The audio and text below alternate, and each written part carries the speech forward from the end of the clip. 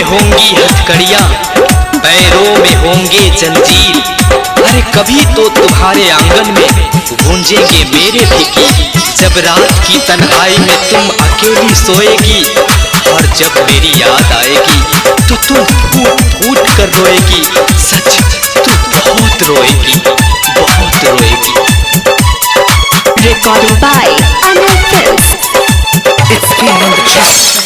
Let's go. सनम भुला न जाना ससुराल में तू जाके, सनम भुला न जाना ससुराल में तू जाके। हाँ हाँ मुझको ना सताना, मुझको ना सताना, सजना के प्यार पाके सनम भुला न जाना ससुराल में तू जाके, सनम भुला न जाना ससुराल में तू जाके। क्या दर्द है तेरी आवाज में छोरे। कहते हैं जब ये दिल टूटता है तो आवाज नहीं होती, लेकिन जब ये टूटता है तो कयामत आ जाती है।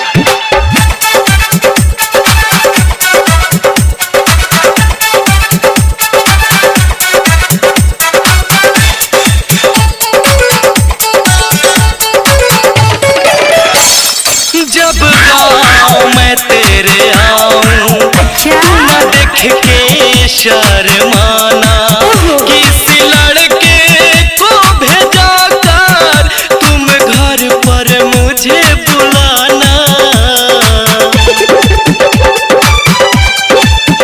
जब गाँव मैं तेरे आऊं तू न देख के शर्माना, किसी लड़के को भेजा कर तुम घर पर मुझे बुलाना।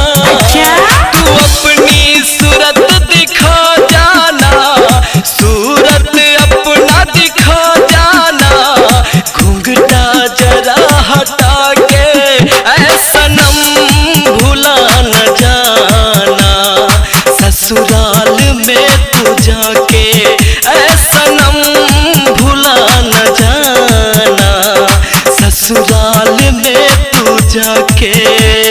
जब ये दिल टूटता है तो आवाज नहीं होती, लेकिन जब ये टूटता है तो कयामत आ जाती है, तूफान आ जाता है, ज़लज़ले आ जाते हैं।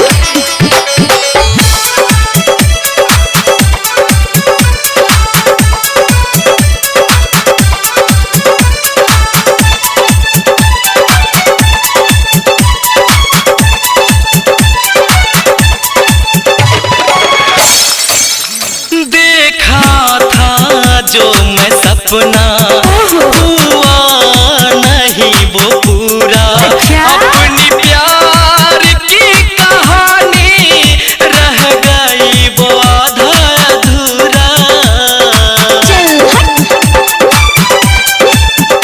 देखा था जो मैंने सपना हुआ नहीं वो पूरा, अपनी प्यार की कहानी रह गई आधा अधूरा। मुझसे ही प्यार करना तुम, मुझसे ही प्यार करना तुम, फिर अगले जन्म में आके सनम भुला न जाना ससुराल में तू जाके, सनम भुला न जाना ससुराल में तू जाके। तेरी आवाज में वो दर्द है, तेरी आवाज में वो मोहब्बत है। अगर सुन, तेरे दर्द, तेरी मोहब्बत